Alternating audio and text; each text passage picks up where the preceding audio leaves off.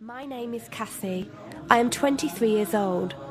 I graduated as a qualified nurse this year and was given my first position as a home nurse. My patient was an English gentleman in his early 80s who suffered from Alzheimer's.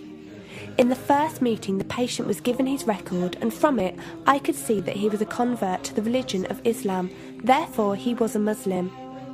I knew from this that I would need to take into account some modes of treatment that may go against his faith, and therefore try to adapt my care to meet his needs. I bought in some halal meat to cook for him and ensured that there was no pork or alcohol in the premises, as I did some research which showed me that these were forbidden in Islam. My patient was in a very advanced stage of his condition, so many of my colleagues could not understand why I was going through so much effort for him. But I understood that a person who commits to a faith deserves that commitment to be respected, even if they are not in a position to understand. Anyway, after a few weeks with my patient, I began to notice some patterns of movement. At first, I thought it was some copied motions he'd seen someone doing, but I saw him repeat the movement at particular times: morning, afternoon, evening. The movements were to raise his hands, bow, and then put his head to the ground.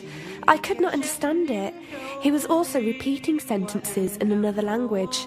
I couldn't figure out what language it was, as his speech was slurred, but I know the same verses were repeated daily. Also, there was something strange. He didn't allow me to feed him with my left hand. Somehow I knew this linked to his religion, but didn't know how. One of my colleagues told me about Pal Talk as a place for debates and discussions. As I did not know any Muslims except for my patient, I thought it would be good to speak to someone live and ask questions. I went on the Islam section and entered the room True Message. Here I asked questions regarding the repeated movements and was told that these were the actions of prayer. I did not really believe it until someone posted a link on the Islamic prayer on YouTube. I was shocked. A man who has lost all memory of his children, of his occupation, and could barely eat and drink, was able to remember not only actions of prayer, but verses that were in another language. This was nothing short of incredible, and I knew that this man was devout in his faith, which made me want to learn more in order to care for him the best I could. I came into the Pal Talk room as often as I could, and was given a link to read the translation of the Quran and listen to it. The chapter of the bee gave me chills, and I repeated it several times a day. I saved a recording of the Quran on my iPod and gave it to my patient to listen to. He was smiling and crying, and in reading the translation I could see why. I applied what I gained from Pal Talk to care for my patient, but gradually found myself coming to the room to find answers for myself. I never really took the time to look at my life. I never knew my father. My mother died when I was 3. Me and my brother were raised by our grandparents who died 4 years ago, so now it's just the two of us. But despite all this loss, I always thought I was happy, content. It was only after spending time with my patient that I felt like I was missing something. I was missing that sense of peace and tranquility my patient, even through suffering, felt. I wanted that sense of belonging and a part of something that he felt, even with no one around him. I was given a list of mosques in my area by a lady on Pal Talk and went down to visit one. I watched the prayer and could not hold back my tears. I felt drawn to the mosque every day, and the imam and his wife would give me books and tapes to welcome any questions I had. Every question I asked at the mosque and on Pal Talk was answered with such clarity and depth that could do nothing but accept them. I have never practiced a faith, but always believed that there was a God. I just did not know how to worship him. One evening I came onto Pal Talk, and one of the speakers on the mic addressed me. He asked me if I have any questions. I said no. He asked if I was happy with the answers I was given. I said yes. He then asked what was stopping me accepting Islam. I could not answer. I went to the mosque to watch the dawn prayer. The imam asked me the same question. I could not answer.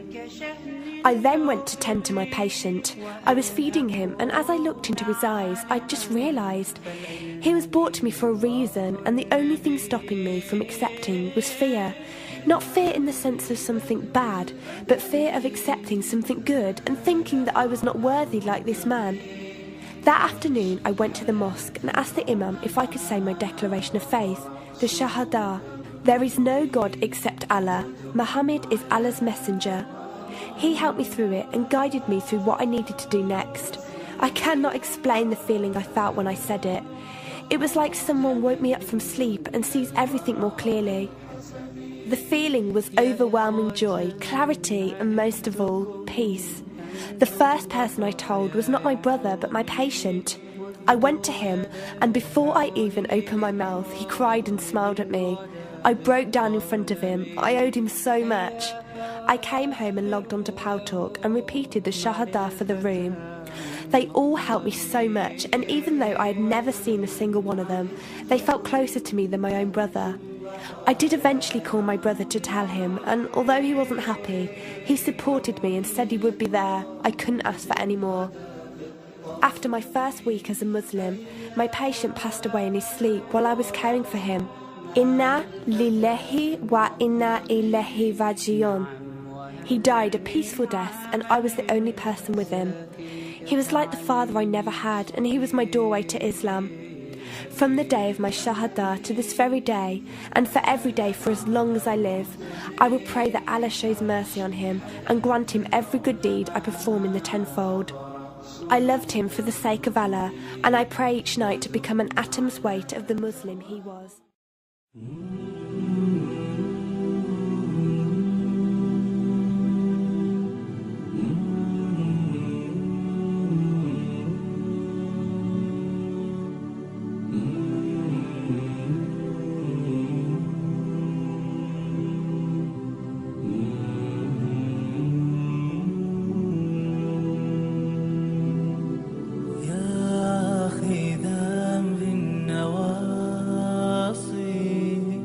أدرك غريق المعاصي